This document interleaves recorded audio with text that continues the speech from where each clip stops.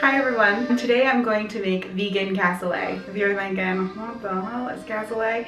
It's just the French word for casserole, so don't be intimidated by the name. This is one that's pretty easy to make. This recipe is actually not my own. It comes from a cookbook called The Skinny Bitch.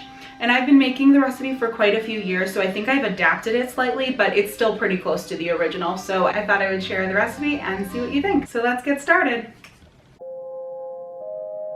For this recipe, you're going to need 3 cans of cannellini beans, about 15 ounces each. Make sure to wash and rinse them first. 2 tablespoons of oil, like a grapeseed oil, a canola oil, or an olive oil. I have canola oil here. 2 leeks, thinly sliced. About 4 or 5 carrots, peeled and diced. About 4 or 5 stalks of celery, also diced. 1 minced garlic clove. About 1/2 cup of breadcrumbs. About 1 cup of vegetable broth. 1 tablespoon of fresh thyme.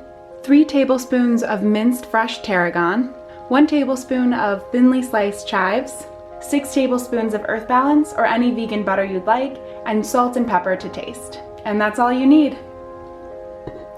And I'm going to use a cast iron skillet to cook this in. The first thing you should do is heat up your pan and add your oil and 2 tablespoons of your non-dairy butter.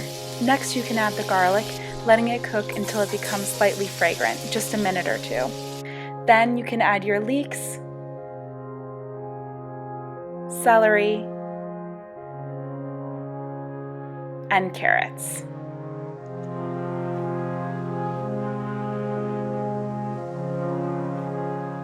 Let the mixture cook for about 5 minutes, stirring every so often.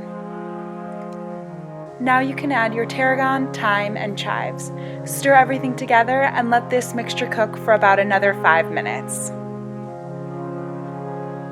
Then you can add in your broth, white beans, and half your breadcrumbs.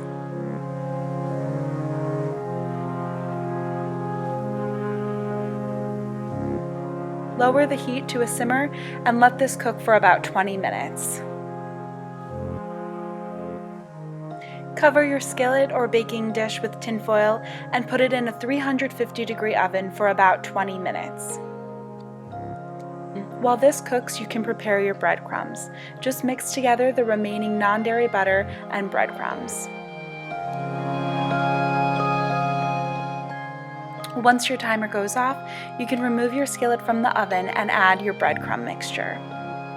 Then place the skillet back in the oven and let it cook until the breadcrumbs become golden brown. As you can see, I baked my cassoulet in a skillet, but I also used these little ramekins. Once the breadcrumbs are golden brown, your cassoulet is ready to serve. This recipe turned out deliciously, but of course I already knew that because I've made it quite a few times. You can serve it with a salad or some roasted vegetables or pasta, or just have it on its own, whatever you prefer. I was thinking as I was making it that this would be especially a good Thanksgiving dish, a vegan-friendly Thanksgiving dish. Of course it's good any time of the year, but as I was making it, the smells, it reminds you of kind of Thanksgiving cooking. A nice thing about this recipe is that you can add or subtract things that you want or don't want in it. I was actually planning to add a bunch of spinach and I totally forgot to buy it when I was at the grocery store, so I ended up not, but you can kind of adapt it however you want. So let me know if you give this recipe a try. I'd love to hear how your cassoulet turns out. Thank you so much for watching and I'll see you in the next one.